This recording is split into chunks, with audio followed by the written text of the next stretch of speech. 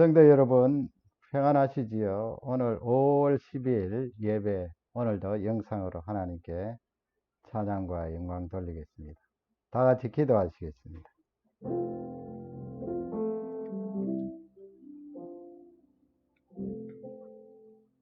하나님 아버지, 오늘 이렇게 하나님 앞에 예배 드리게 됨을 감사합니다. 오늘은 어버이 주일로서 또 하나님 앞에 우리에게 부모님 주심을 감사하며 찬양과 영광 돌립니다. 영원한 우리의 아버지이신 하나님을 높이 찬양하는 귀한 시간이 되게 하옵소서. 우리 백성들에게 나리워 주실 은혜와 능력을 예배를 통하여 흡족히 나리워 주실 줄 믿습니다. 감사하며 예수님 이름으로 기도 올리옵나이다. 아멘. 우리 주님 가르쳐 주신 기도 드리겠습니다.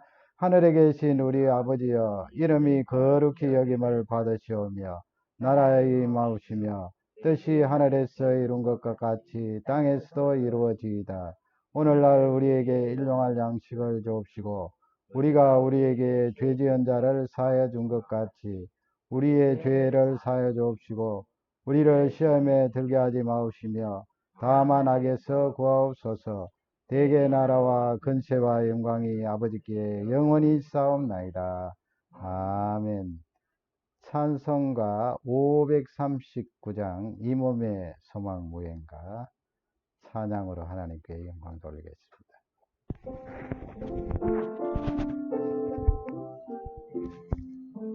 이 몸의 소망 무행가 우리 주 예수 보이세 우리 주 예수 함께는 믿으리 하수로다 국가랑 반석이시니 그 위에 내가 서리라 그 위에 내가 서리라 무섭게 바람 부는 밤 물결이 높이 설릴 때 우리 주 크신 은혜에 소망의 낯을 주리라 국가랑 반석이시니 그 위에 내가 서리라 그 위에 내가 서리라 세상의 맹땅 모든 것 끊어질 그날되어도 구주의 언약 미사와 내 소망도 크리라 국가 반석이시니 그 위에 내가 서리라 그 위에 내가 서리라 바라던 천국 올라가 하나님 전에 배울 때 구주의 은혜를 힘입어 하여스 앞에 서리라 국가 반석이시니 그 위에 내가 서리라 그 위에 내가 서리라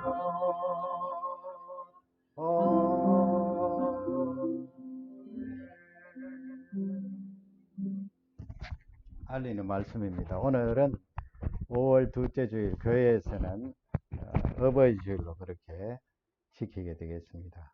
또 캐나다에서도 오늘 맘스데이죠. 오늘도 이 예배를 통하여 큰 은혜와 기쁨을 체험하시기 바랍니다. 이번 한 주간도 우리 모든 성도님들의 가정에 넘치는 하나님의 보호하심과 평강을 더하여 주실 것을 간절히 축복합니다. 많이 이렇게 캐나다도 조금 줄어들었고 또 BC주도 줄어들었습니다. 아마 얼마 있지 않으면 교회에서 예배 드릴 수 있을 것 같습니다. 더욱더 힘을 내시기 바랍니다. 하나님 앞에 예물 드리시겠습니다.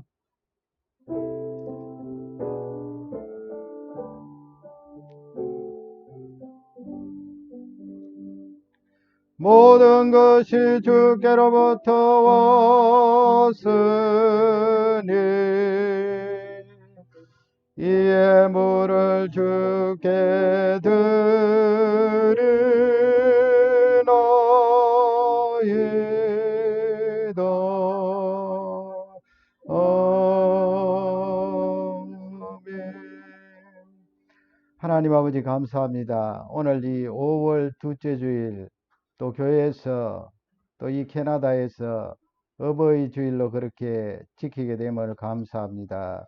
이 세상에 자식 없는 부모는 있어도 부모 없는 자녀는 없습니다. 하나님께서 우리에게 육신의 부모님을 허락해 주셔서 또 우리에게 이 대를 잇게 하시고 육신의 생명을 가지고 이 세상에 살 수 있도록 은혜를 주심을 감사합니다.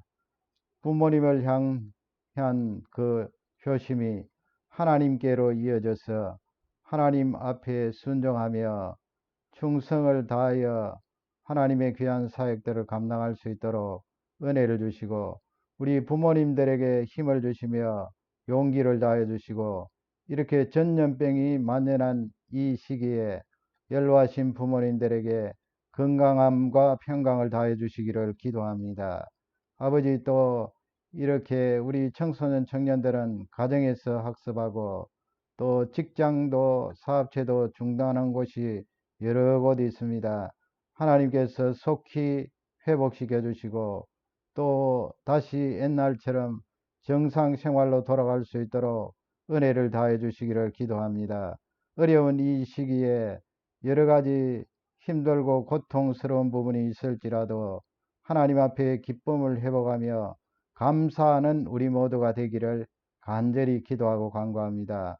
우리 앞에 산재에 있는 여러 가지 기도 제목들 응답해 주시고 이루어 주실 줄 확신합니다.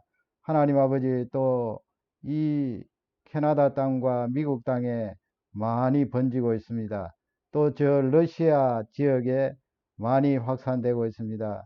속히 막아주시고 또 하나님께서 사람들에게 지혜를 주셔서 백신과 치료제가 개발될 수 있도록 은혜를 다해 주시기를 기도합니다.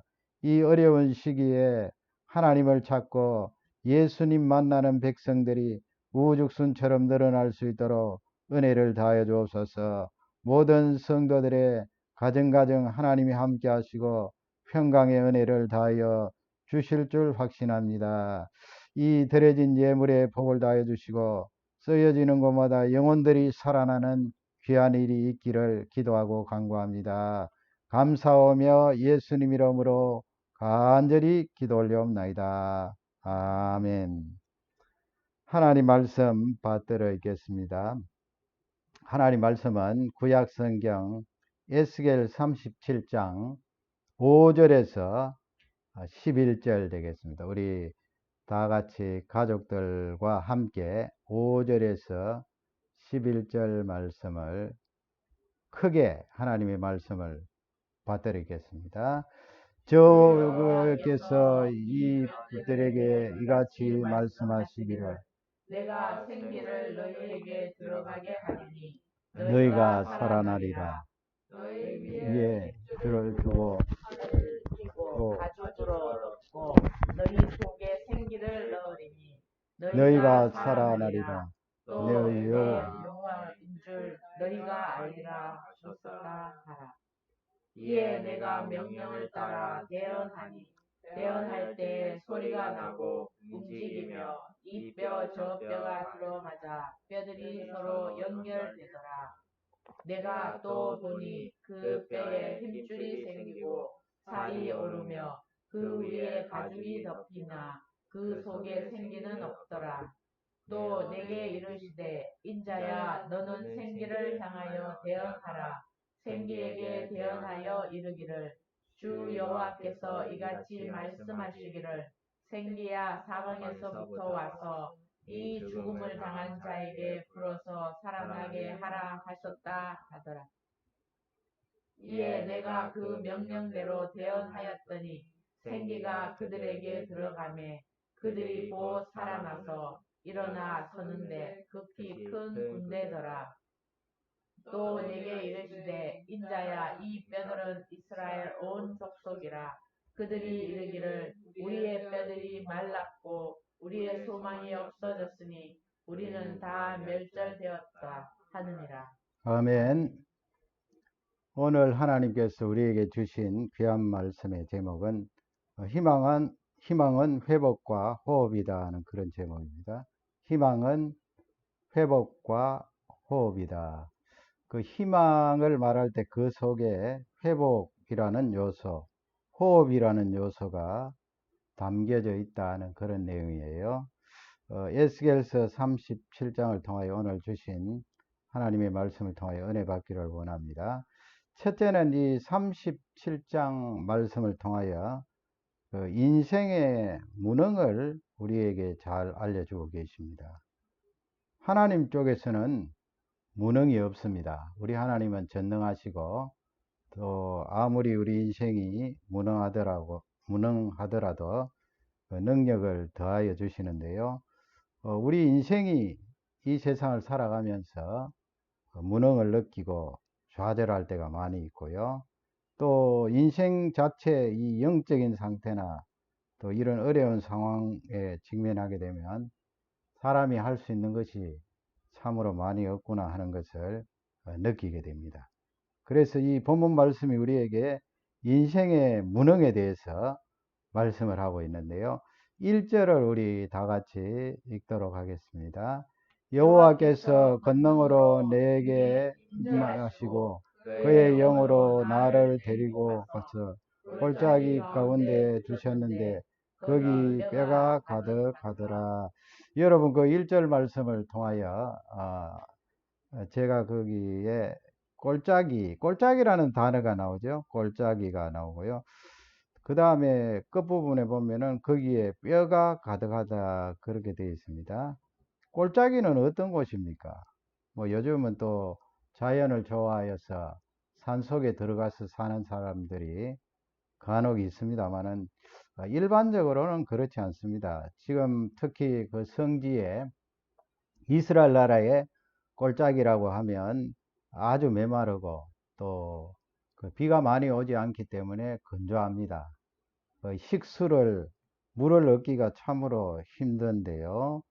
거기 지금 등장하는 내용이 성령의 능력으로 이 에스겔이 하나님의 인도하심으로 지금 그 광경을 보고 있는 거죠. 보고 있는 배경은 바로 골짜기입니다. 골짜기. 사람이 살기 어려운 곳. 거기에 주거하면서 일상생활하기가 어려운 곳이 골짜기죠. 골짜기. 이건 상징적으로 우리 사람의 무능을 말씀하고 있습니다. 능력이 없다는 것이죠. 황폐한 곳 골짜기. 그 다음에 뼈가 가득하더라 그렇게 되어 있는데요. 2절 말씀에 가면은 그 뼈의 상태에 대해서 말씀을 하고 있습니다. 가득한 뼈가 있는데 2절 우리 다 같이 2절을 읽겠습니다. 나를 그 뼈 사망으로 지나가게 하시기로 본즉 그 골짜기 지면에 뼈가 심히 많고 아주 말랐더라. 뼈가 많다고 그랬죠. 거기에도 2절에도 역시 골짜기가 나옵니다. 골짜기 지나가게 하셨는데 하나님께서 그 골짜기에 뼈가 심히 많았다. 앞쪽에서는 가득했다. 2절에서는 심히 많았다. 그 뼈가 아주 말랐더라. 그렇게 되어 있어요. 그러니까 시간이 많이 지났고 더 이상 회복하고 회생하기가 불가능한 그런 상태를 말씀하고 있습니다. 뼈만 달랑 있으면 무슨 기능을 하겠습니까? 우리 사람이나 또 동물들 몸속에 하나님께서 뼈라는 이 귀한 구성, 이 몸체를 주셨는데요. 이 뼈 얼마나 중요해요. 그러나 이 뼈가 그냥 뼈 자체만 달랑 있다면 아무런 소용이 없습니다. 야수들이, 맹수들이 들판에 이렇게 어슬렁거리면서 지나가다가 먹을 수 있는 작은 동물들, 고기를 찾는데 뼈만 있으면 그 맹수들이 그 뼈를 깨물어 먹겠습니까? 아무런 소용이 없습니다. 기능 자체도 동물이나 사람에게 뼈만 있으면 아무런 기능을 할 수가 없습니다. 그래서 여기에 바짝 말라 있는 이 뼈는 인생의 그 무능함을 잘 설명하고 있어요. 11절 말씀에 보면 그 11절 말씀에 하나님께서 구체적으로 그 부분에 대해서 오늘 말씀의 제목과 연관해서 말씀을 하시는데요. 오늘 말씀의 제목은 소망이라고 그랬잖아요. 소망인데 우리 사람 쪽에 봤을 때 여러분 11절을 한번 읽겠습니다. 또 내게 이르시되 인자야 이 뼈들은 이스라엘의 온 족속이라. 그들이 이르기를 우리의 뼈들이 말랐고 우리의 소망이 없어졌으니 우리는 다 멸절되었다. 아멘. 거기 보세요. 제가 빨간색으로 그렇게 표시를 해 놓았는데 뼈들이 말랐고 그랬습니다. 바짝 말라 있습니다. 뼈만 있어도 기능을 하지 못하는데 거기에다가 바짝 말라 있으니까 이건 아주 우리 인생의 그 무능함을 설명하고 있는데 이스라엘 백성들이 구체적으로 말하면 남쪽 유다 백성들이 바벨론에게 멸망을 당하고 그들이 자신들의 그 정체성을 그렇게 고백한다는 것입니다. 우리 자신들이 마른 뼈처럼 바짝 말라 있다. 회복이 불가능하다. 그렇게 지금 고백하고 있고요. 구체적으로 우리의 소망이 없어졌다. 소망이 끊어졌다는 거죠. 소망이 없다. 그렇게 말하고 그 다음에 하반절에 보면은 멸절이라는 단어를 쓰죠. 멸절되었다. 다른 말로 바꾸면 망했다 이런 말씀이죠. 망했다. 인생의 무능함. 이렇게 철저히 남쪽 유다 백성들이 패망당하고 바벨론 나라의 종으로 팔려갔을 때 자기 자신들을 바라보면서 우리는 소망이 다 끊어졌다. 소망 없다. 그리고 우리는 망했다. 그래서 우리들의 이 지금 현재 상황을 한마디로 설명하면 바짝 메말라 있는 뼈와 같아. 그렇게 자신들이 고백을 하는 거예요. 우리는 뭐 이 정도 상황에서 이렇게 고백하지는 않을 줄 압니다. 그러나 살다가 보면 요즘처럼 이렇게 전염병이 많이 돌고 또 계속해서 답답한 이런 시간이 지나갈 때에 소망이 점점 사라지는 듯한 그런 생각이 들어올 때도 있겠지요. 유다 백성들은 이 한계 상황, 극적인 상황에 들어갔습니다만은 우리 사람은 살다가 보면 이렇게 소망이 점점 사라지는 듯한 그런 상황에, 그런 생각에, 감정에 빠질 때가 있습니다. 그런 우리들을 향하여 하나님께서 말씀을 주시고 계십니다. 사실은 이렇게 생각하는 것이 맞기도 합니다. 왜냐하면 영적으로 보면은 우리 사람의 상태는 마른 뼈와 같고 이 소망이 끊어진 상태죠. 그리고 하나님 앞에서 우리는 멸망을 당할 그런 존재입니다. 그러기에 이것을 또 철저히 느끼고 실감을 하게 되면 하나님을 찾고 구하는 그런 장애까지 들어가게 되는데요. 이스라엘 백성들이 이런 상황 속에서 소망이 없다 이렇게 말할 때 하나님께서 이 37장 말씀을 통하여서 너희들에게 소망이 있다. 그리고 수천 년 뒤에 살아가는 예수님 믿는 우리들에게도 너희들에게도 소망이 있다. 그것을 알려주시는 귀한 메시지가 되는데요. 열왕기하 1장에 보면 거기에 우리 인생이 참 소망 없이 살아가는 인생이다. 무능하다 하는 것을 잘 설명하고 있어요. 열왕기하 1장 2절 말씀을 다 같이 읽겠습니다. 아시아가 사마리아에 있는 그 난간에서 떨어져 병들어 사자를 보내며 그들에게 이르기 가서 에그론의 신 바알세불에게 이 병이 낫겠나 물어보라 하니라. 아시아라는 왕은 아합의 북쪽 이스라엘의 7대 임금 아합의 뒤를 이어서 왕이 된 그런 왕이에요. 아시아. 그 사마리아랑 거기 보면은 뭐 다락난간에 그렇게 되어 있는데 왕이 뭐 다락방에 살았겠습니까? 이 말씀은 2층, 3층 되는 그런 좀 높은 곳에 방이 있었나 봐요. 궁궐에. 거기 난간에서 이제 떨어지게 되었는데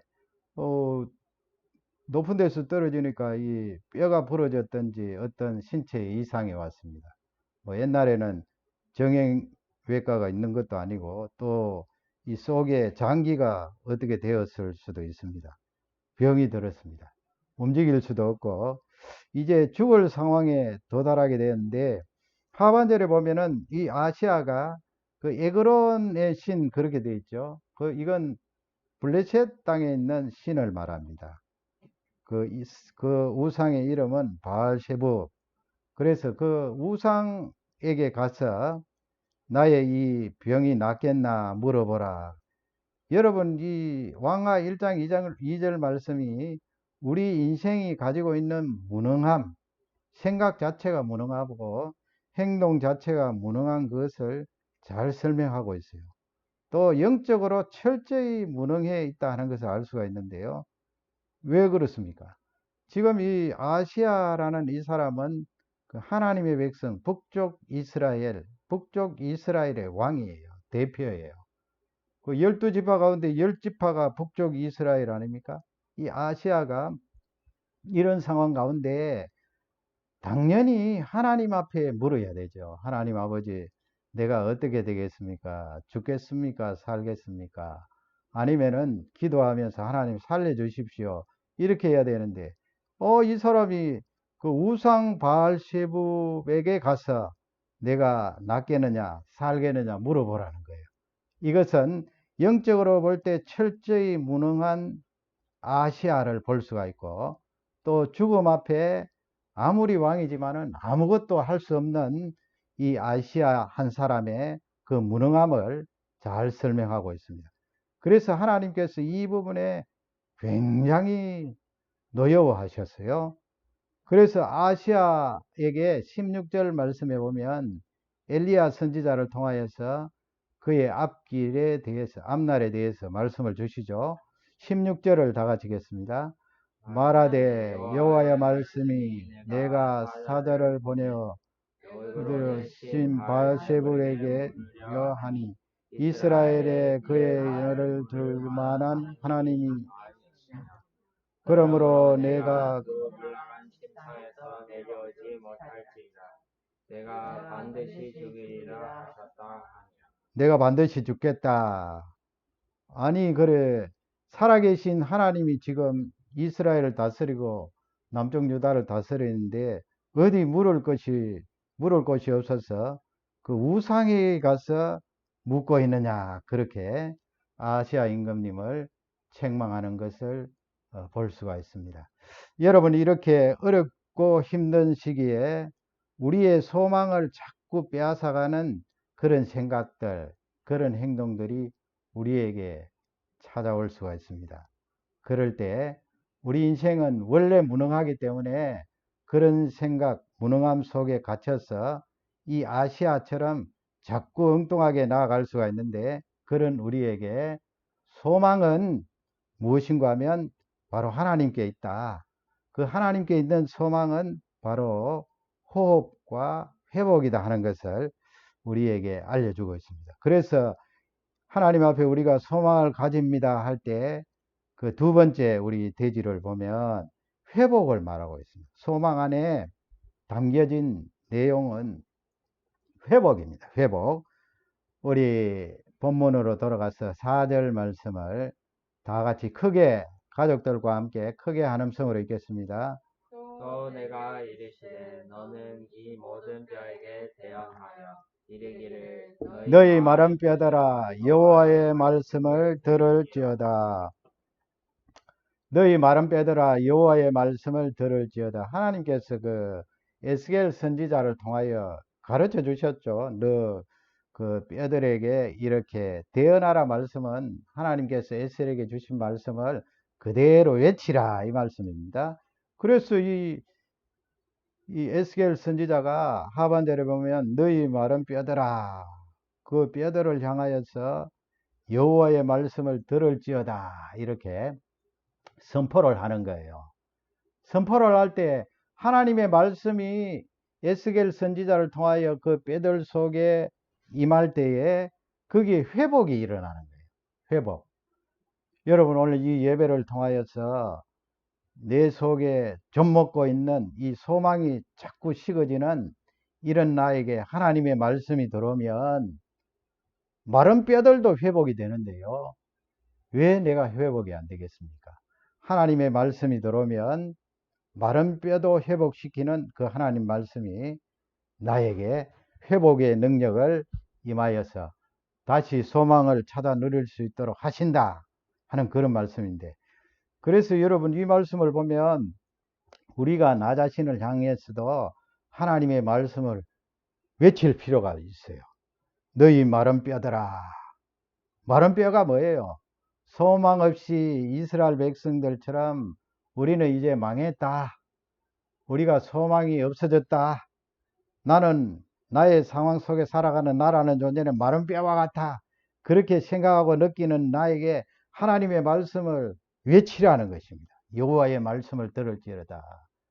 여러분 혼자 하나님 말씀을 묵상하시면서 또 이렇게 소리를 내어서 나 자신을 향해서 외칠 필요가 있어요.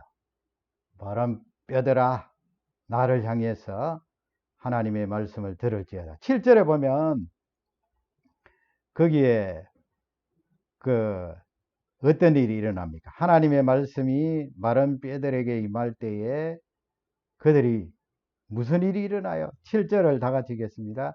이에 내가 명령을 따라 대언하니 예언할 때에 소리가 나고 움직이며 이 뼈 저 뼈가 들어맞아 뼈들이 서로 연결되더라 그렇게 되어 있죠. 이 하나님의 말씀에 부딪힌 뼈들이 에스겔 선지자의 대언하는 그 외침 소리를 듣고 거기 보세요. 첫째는 어떤 일이 일어납니까? 움직인다고 했어요. 움직인다. 그 마른 뼈가 덩그렇게 있는데 움직이고 있어요. 그리고 이 뼈, 저 뼈가 들어맞아요. 회복이 지금 일어나는 거죠. 초기 단계지만은 이 뼈, 저 뼈가 뭐 무릎뼈, 또 이 팔꿈치 뼈, 관절 부위마다 딱 들어가서 그 왜 정형외과 가면은 그 이 팔이나 뼈가 이렇게 관절 부위에 빠졌을 때 딱 그렇게 집어넣으면은 딱 소리가 나잖아요. 지금 이 뼈들이 움직여서 자기 그 연결 부위를 찾아서 그렇게 움직이는데 그 뼈들이 서로 들어맞고 끝부분 보면 서로 연결이 되더라. 회복이 일어나는 것입니다. 무엇을 통해서? 하나님 말씀을 통해서 회복이 일어난다. 그래서 여러분 소망이라는 것은 이 회복이라는 중요한 요소를 담고 있는 것입니다. 연결이 되더라. 이 내용을 신약성경 요한복음 11장 보면은 거기에 나와 있어요. 요한복음 11장은 여러분 잘 아시는 대로 예수님께서 이 죽은 나사로, 죽어서 4일이 지난 그 나사로, 그 체인버라 그랬지 않습니까? 그 유대인들이 동굴 속에 체인버 방을 만들어서 거기에 이 자자손손 대대로 그렇게 이 죽은 사람 시신을 거기에 두게 되는데, 그 방이 동굴 안에 방이 여러 개 있어서 거기에 시신을 두면은 그 시신이 이제 살은 다 썩어 없어지고 뼈만 남잖아요. 뼈만 나는데 이 나사로도 죽어서 그 시신이 체인버 안에 들어가 있는데 4일이 지난 나사로를 예수님께서 살리시잖아요. 요한복음 11장 43절 다 같이 읽겠습니다. 이 말씀을 하시고 큰 소리로 나사로야 나오라 부르시니, 앞쪽에 예수님께서 뭐 감사 기도도 하시고 여러 가지 말씀을 하시고, 그 다음에 이 동굴을 향하여서, 그리고 동굴에 막아놓은 그 돌을 굴러내게 하시고, 거기에 큰 소리로 나사로야 나오라, come out. 어떤 번역에 보면 그렇게 되어 있고, 어떤 번역에는 come forth, 그렇게 되어 있습니다. 나사로야 나오라. 저는 그 forth는 앞으로 나오라는 거 아니에요? 나사로야 동굴 문 쪽으로 나오라. 그 번역이 더 실감 나는 것 같아요. 나사로야 나오라. 큰 소리를 그렇게 예수님이 명령을 내리니까, 이 죽어서 4일이 지난 그 시신이 부패될 대로 부패되어 있는데, 그 시신을 향하여 외쳤더니 44절에 어떻게 됩니까? 44절, 거기 빨간 글씨를 잘 보면서 우리 다 같이 읽도록 하겠습니다. 죽은 자가 수족을 배로 동인 채로 나오는데 그 얼굴은 수건에 쌓였더라. 예수께서 이르시되 불어 놓아 다니게 하라 하시니라. 죽은 자가 그랬습니다. 죽어서 이미 죄인법 속에 들어가서 이제 부패될 대로 부패되어 있고 냄새가 온 사방에 퍼지는데, 그 죽은 자가 예수님께서 앞으로 나오라 했을 때 이 수족을 배로 동인 채로, 수족을 뭐 시신을 이렇게 묶었을 거 아니에요. 동인 채로 나오는데, 그렇게 되어 있습니다. 나오는데, 그래서 예수님께서 풀어놓아서 다니게 하라, 그렇게 묶었던 것을 푸는 것을 볼 수가 있습니다. 여러분, 이 죽은 나사로는 소망 없음을 말합니다. 소망 없음. 육적으로 봤을 때는 더 이상 회복이 불가능하잖아요. 어떻게 회복이 됩니까? 우리가 뇌에 이 피가 출혈이 된다든지 심장이 멎으면 골든타임이라고 그러잖아요. 뭐 30분이면 30분, 아니면 15분이면 15분, 그때 딱 응급조치를 한다든지 병원에 가서 회복을 시켜야 되는데, 그때 만일 회복을 못하면 영원히 이제 끝나게 되는데, 지금 나사로는 4일이 지난 뒤에 썩을 대로 썩어 있는 그가 수족을 동인 채로 걸어 나오는 것을 볼 수가 있습니다. 어떻게 이런 일이 일어날 수가 있는가? 바로 하나님의 말씀이 선포되었습니다. 나사로야 나오라. 예수 그리스도의 말씀이 선포될 때 그 말씀이 소망 없는 죽어 있는 나사로에게 임하여서 나오는 것을 볼 수가 있습니다. 어떤 학자들은 나사로야 나오라 하지 않으시고 죽어 있는 자들아 나오라 했으면 다 나왔을 것이라고, 그렇게 나사로 외에도 그 무덤에 들어있는 사람들이 다 나왔을 것이다, 그렇게 말하는 학자들도 있습니다. 예수님께서 정확하게 나사로야 그를 명하면서 나오라 했을 때에 그가 앞으로 걸어 나왔던 것은 바로 하나님의 말씀이 그 죽어 있는 소망 없는 나사로의 시신에 임할 때에 이르는 소망 있는 회복으로 바뀌었던 것을 볼 수가 있습니다. 이런 어려운 상황 속에서 또 우리의 이 영적인 상태가 소망 없는 죽어 있는 상태인데, 예수 그리스도의 그 말씀이 우리에게 임하여서 다시 소망을 얻고 영생을 얻는 능력을 받게 되었고요. 또 우리의 어떤 상황이든 소망 없는 상황이라도 예수 그리스도의 말씀이 부딪히게 되면 거기에 회복이 일어난다. 그 회복이 바로 소망이다 하는 것을 우리에게 알려주고 있습니다. 여러분, 이 회복을 가득 채운 소망이 이번 한 주간도 우리 모든 교우님들 가정에 개개인에게 넘치게 임하기를 주님의 이름으로 축복합니다. 마지막 세 번째로 주시는 말씀은 호흡입니다. 우리가 소망을 가진다 할 때 그 소망을 가지면 벌써 그 호흡이 들어오는 거예요. 이 사람들 보면은 고통을 심하게 당한 사람들 이렇게 보면 살아있기는 살아있는데 숨을 잘 못 쉬어요. 숨을 쉬기는 쉬는데 깔딱깔딱해요. 마치 뭐 그것을 물론 뭐 이 공기가 에어가 허파까지 런까지 들어가겠습니다만은 폐까지 들어가겠습니다만은 마치 이 목에서 그냥 깔딱깔딱 하는 것처럼 고통을 심하게 당하면 호흡을 잘 못해요. 호흡을. 그래서 여러분 이 호흡을 깊게 하는 것이 운동 중에 하나잖아요. 복식호흡, 호흡. 그래서 우리가 소망을 가진다 할 때 그 소망 속에는 호흡을 담고 있어요. 본문에서는 생기라고 말하는데 그 생기, 살아있는 기운이잖아요. 호흡, 호흡. 당장 여러분, 우리가 마스크를 끼고 생활해도 답답하게 되는데요. 우리가 살아가는데 중요한 것이 피가 있고, 피가. 그 다음에는 호흡이잖아요. 산소가 들어갔다, 또 이산화탄소가 배출이 되고, 들어갔다, 나갔다, 그렇게 계속해서 반복해야 되는데, 소망이 없다는 것은 이 호흡이 없다는 거예요. 호흡이. 그 상징적인 예로 사람이 심하게 고통을 당하게 되면 숨을 잘 못 쉬더라. 쉬기는 쉬는데 목에서 깔딱깔딱 하더라. 그러므로 소망을 가진다 이 말씀은 숨을 마음껏 쉰다는 거예요. 숨을. 영적으로도 그렇고 육적으로도 그렇다는 거예요. 하나님께서 주시는 그 생기가 우리 속에 확 들어와서 마음껏 숨을 쉰다는 거예요. 여러분 요즘 이 전염병이 유행할 때 우리가 호흡하는 것이 얼마나 중요하다는 것을 철저히 느끼지 않습니까? 에스겔서 37장 말씀은 그런 면에서 너희들에게 생기, 그 생기는 바로 소망을 말한다. 호흡이다. 그것을 우리에게 잘 설명하고 있습니다. 그러면 본문 9절 말씀 9절로 가서요. 다 같이 우리 9절 하반절인데 읽겠습니다.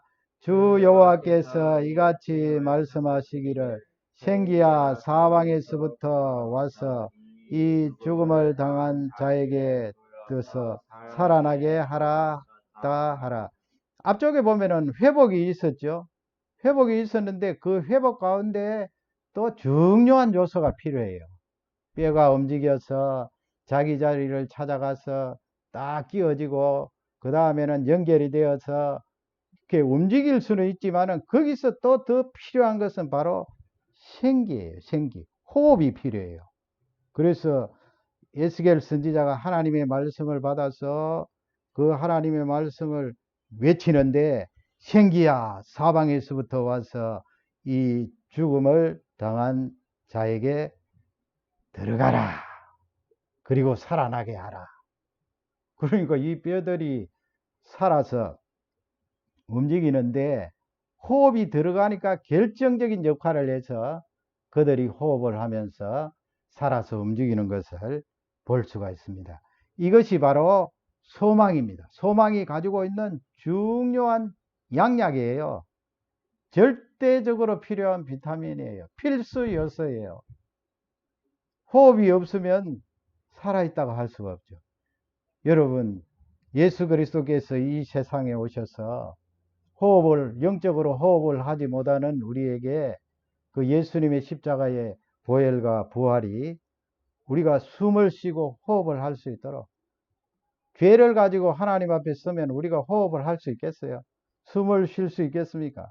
그런 우리에게 예수 그리스도의 십자가 부활이 능력으로 임하여서 우리가 호흡을 할 수 있게 되는데 10절 말씀해 보세요. 10절을 다 같이 읽겠습니다. 이에 내가 그 명령대로 대언하였더니 생기가 그들에게 들어가매 그들이 곧 서서 일어나 서는데 극히 큰 군대니라.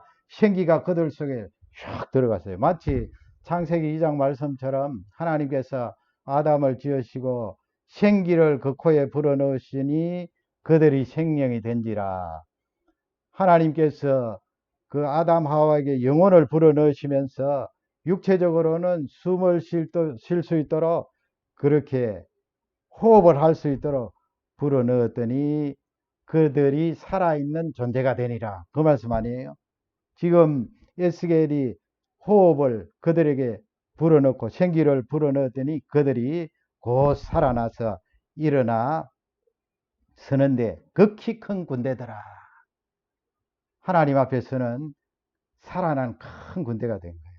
이게 바로 소망입니다. 하나님께서 그 호흡을 이스라엘에게 주시고 우리에게 주시는 줄 확신합니다.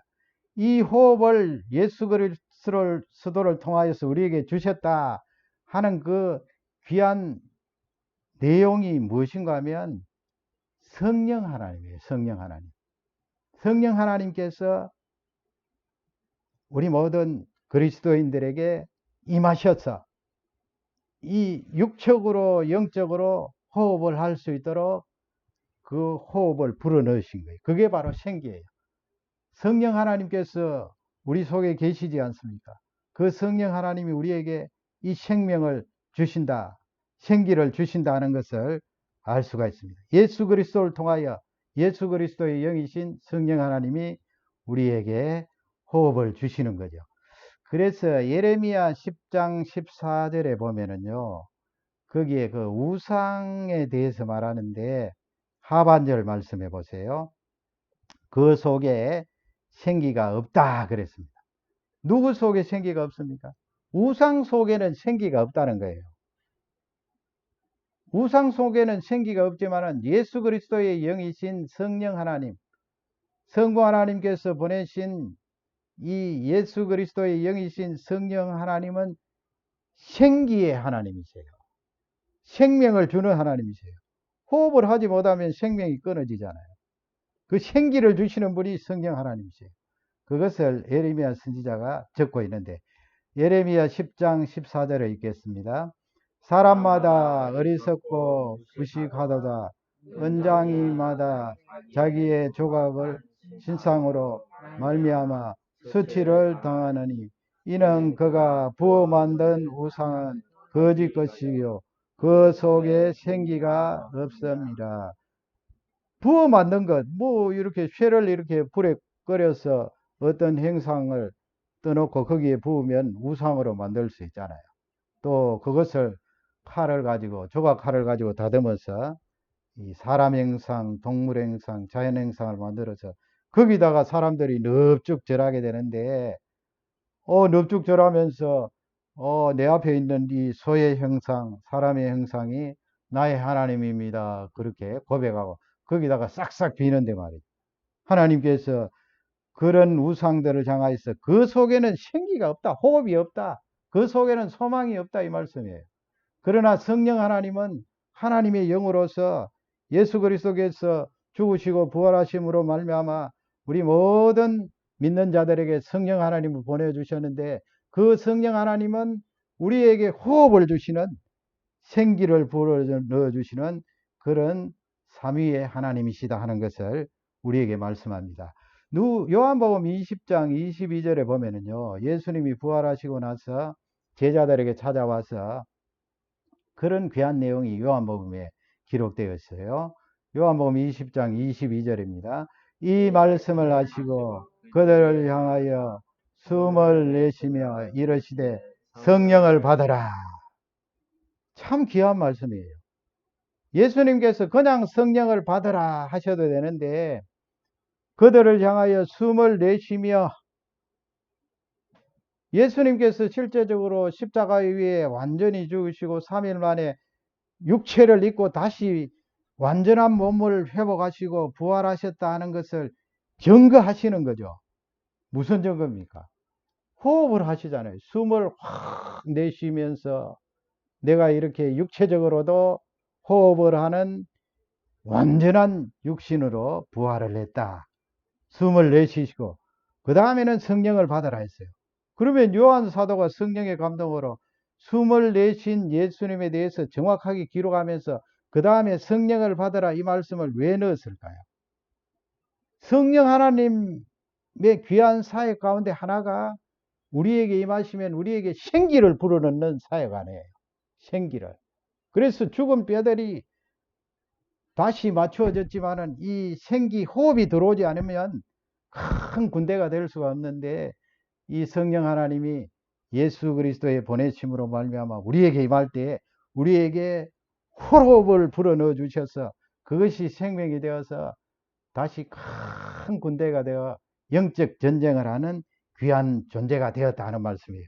그래서 예수님이 성령을 받아라.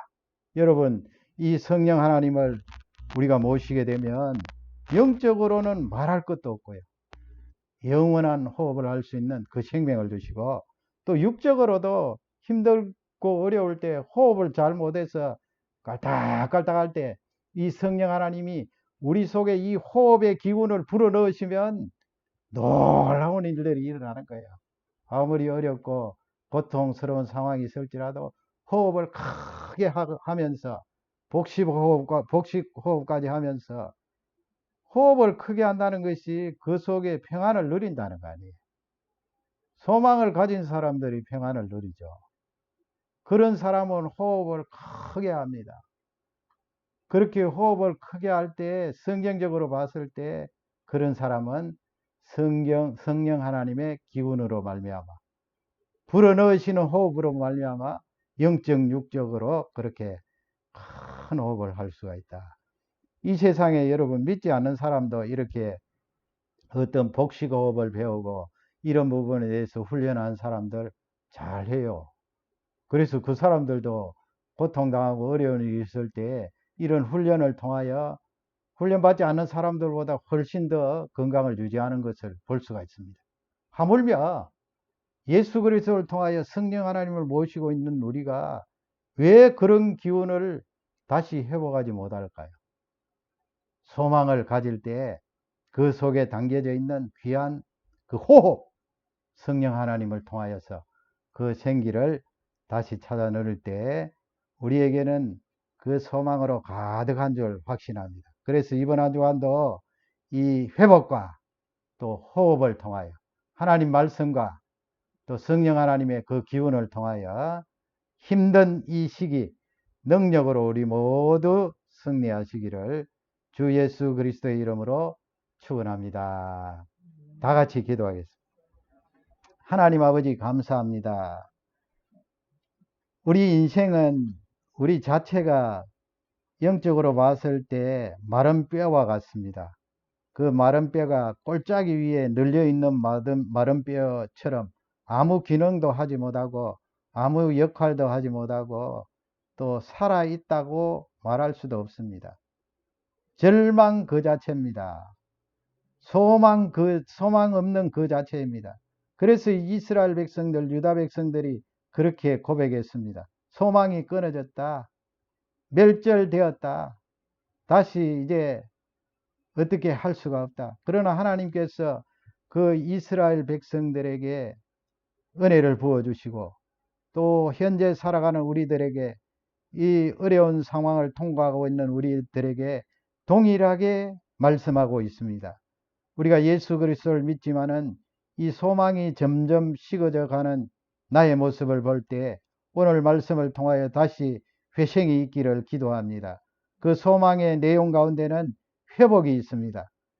죽어서 4일이 지난 이미 부패될 대로 부패되어서 기능은 꺼지고 다시 회생할 수 없는 그 나사로에게 예수 그리스도의 말씀이 임할 때에 그 죽었던 시신이 부패된 그 시신이 일어나서 무덤 바깥으로 나오는 것을 볼 수가 있습니다.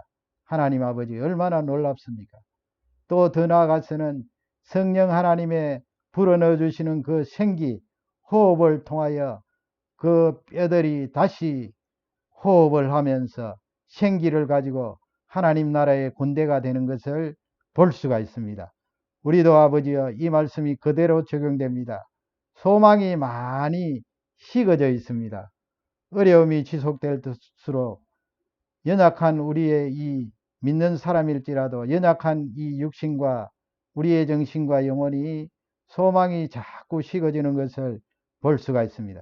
그러나 하나님 말씀을 통하여 성령 하나님의 호흡의 기운으로 그 생기로 말미암아 다시 회복의 능력을 체험하는 우리가 되기를 기도합니다. 그래서 이번 한 주간도 소망이 가득한 한 주간이 되게 하옵소서. 모든 가정들 위해 주의 은혜와 권능이 넘치게 하시며 또 한국에 있는 모든 친척들, 형제들, 한국에 있는 백성들에게 은혜를 다해 주시고 또 이 미국과 캐나다 땅에 신음하고 고통하고 있는 많은 백성들에게 주의 긍휼을 더하여 주시옵소서. 우리 성도들 이번 한 주간도 지켜주시고 또 특히 어르신 부모님들에게 은혜를 주시고 긍휼을 다해 주시며 건강과 안전을 지켜주시기를 기도합니다. 또 일터에 복귀하지 못하는 우리 성도들에게 은혜를 주시고 복귀할 수 있도록 속히 허락해 주시기를 기도합니다. 여전히 일터에 또 일하는 성도들에게 은혜를 주시고 주의 긍휼을 다해 주시며 안전 건강 지켜주옵소서.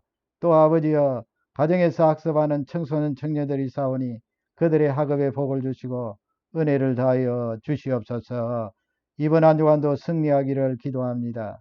어려운 이 시기에 지구촌에 많은 인생들이 하나님 구하게 하시고 예수 그리스도 만날 수 있는 귀한 축복의 기간이 되기를 기도합니다.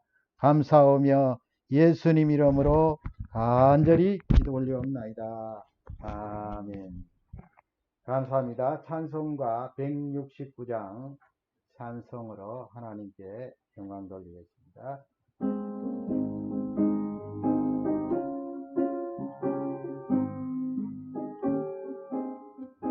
강물같이 흐르는 기쁨 성령 넘치리라. 영원한 영원하도록 주의 몸 전해주네. 주님 주시는 참된 평화가 내 맘속에 넘치네. 주의 말씀에 거센 공양도 점점하게 되도다. 나의 생명 소생케 되고 성령이 하시리라. 모든 의심 슬픔 사라져 주의 평강 넘치네. 주님 주시는 참된 평화가 내 맘속에 넘치네. 주의 말씀에 거센 공양도 점점하게 되도다. 하늘에서 담비 내리고 햇빛 찬란함같이 우리 마음에 성령이 임하여 주의 보내심이라. 주님 주시는 참된 평화가 내 맘속에 넘치네. 주의 말씀에 거센 공양도 점점하게 되도다. 생명심에 넘쳐 흘러서 마른 광야 조심해. 그의 열매 무르익어서 주수를 기다리네. 주님 주시는 참된 평화가 내 맘속에 넘치네. 주의 말씀에 거센 공양도 점점하게 되도다.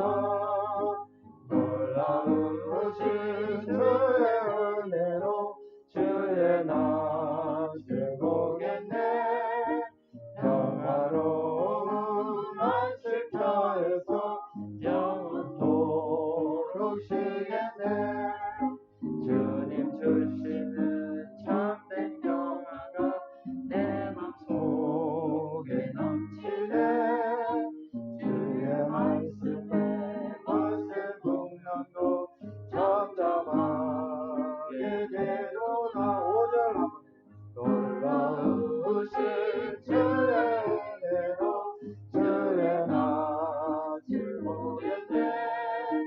영화로운 안식처에서 영원토록 쉬겠네. 주님 주시는 참된 평화가 내 맘속에 넘치네. 주의 말씀에 거센 공양도 점점하게 되도다.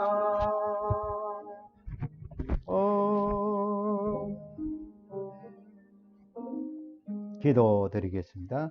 지금은 우리 주 예수 그리스도의 그 크신 은혜와 하나님 아버지의 영원토록 변함없으신 사랑과 보혜사 성령님의 교통하심이 주의 백성들 위에 어려움과 고통 중에 있는 모든 백성들에게 지금부터 영원토록 함께 있을지어다. 아멘.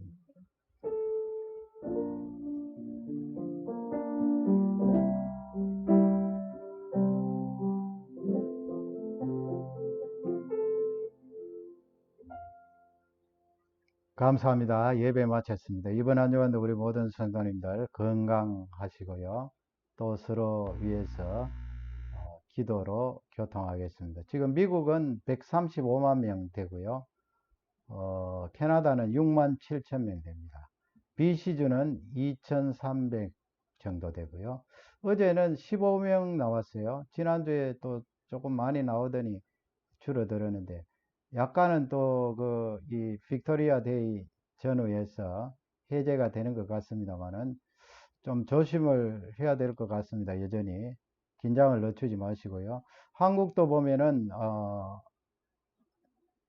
2명, 3명 이렇게 하루에 나오다가 또 그저께는 수십 명으로 올라갔어요. 그런 거 보면 소홀히 하면은 또 여전히 감염이 있다 하는 것을 알 수가 있고요. 러시아 같은 데는 하루에 10,000명 정도 그렇게 나오고 있습니다. 계속해서 또 지구촌을 위해서 기도해 주시기 바랍니다. 감사합니다.